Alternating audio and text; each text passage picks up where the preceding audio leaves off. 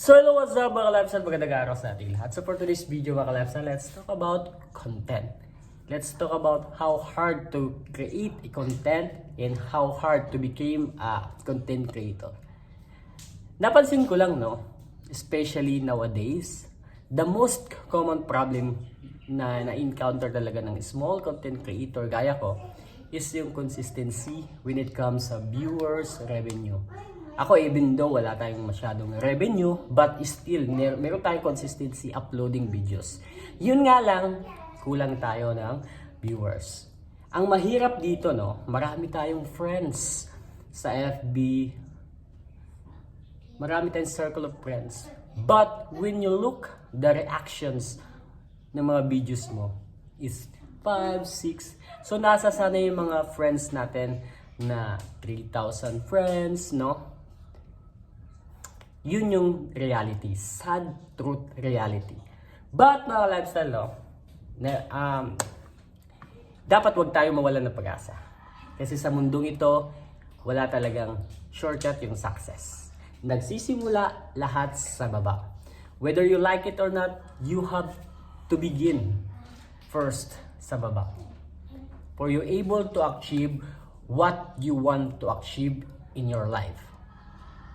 So again, walang shortcut yung success. Kailangan nating paghirapan.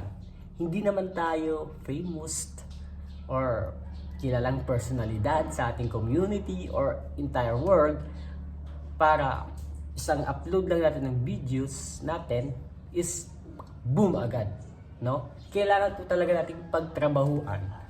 That's why kung napapansin nyo, dyan pumapasok yung mga random content ng mga small content creator.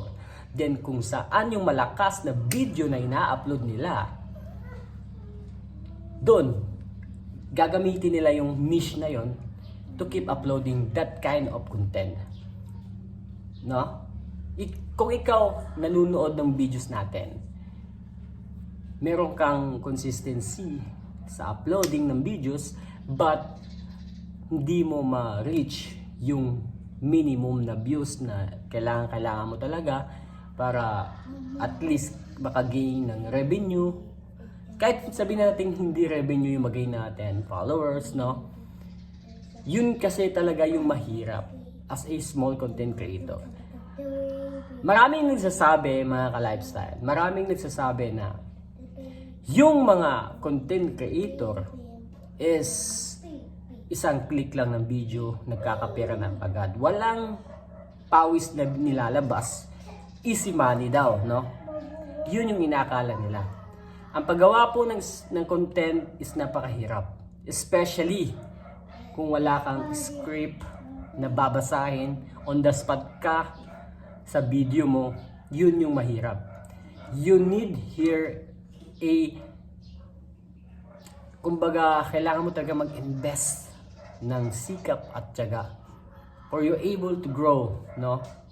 So again, yung pagiging small content creator is hindi basta-bastang trabaho. Mahirap to. Ikukumpara mo sa mga office work, no? Kasi marami nagko-compare, no? Mas madali daw na trabaho yung pagiging content creator. Again, pagtatrabaho mo pa yan ng ilang years bago ma-monetize, 'di ba? Yun yung mga, especially sa YouTube, napakaraming requirements. So, sa lahat po ng mga small content creator or aspiring content creator, ito lang yung masasabi ko, no? Huwag po tayo mawalan ng pag-asa. Kahit yung mga famous, mga sikat na mga content creator na kilala nyo, nagsimula din yan sila sa baba. Walang shortcut yung success. All you have to do is be yourself. Show your talent, skills na pwede mong ma-show sa mga viewers natin. Yun lang talaga yung the main important when it comes sa paggawa ng content. Consistency, uploading. Kasi paunti-unti yan. Kahit isa, dalawa, next day, 3 views. At least nadadagdag sa mga viewers natin. Nakakagain tayo ng minimum 3 followers, 3 subscriber a day. Okay lang yan. Kasi gaya nga nasabi ko, walang shortcut yung success. Kailangan nating paghirapan, kailangan nating maglabas tayo ng pawis So, yun na mga ka-lifestyle, share ko lang sa inyo. God bless. Peace. Sana sabay-sabay po tayong umangat. Yun lang. Peace.